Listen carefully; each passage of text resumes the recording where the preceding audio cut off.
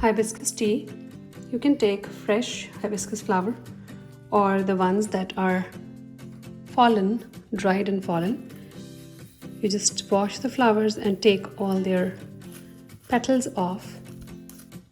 I'll be using cinnamon and hibiscus, and we'll add some lemon also to it. So first thing is we will boil the water.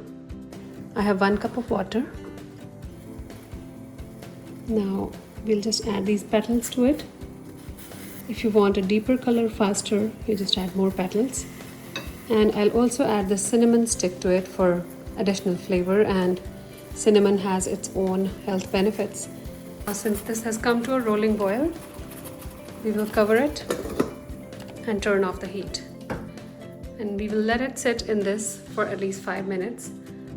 Now you can see how it has come to a beautiful pinkish color.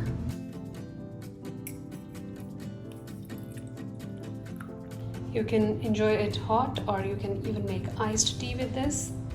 Now I'm going to add just a little bit of lemon, and you can see how the color just transformed as I added the lemon to it.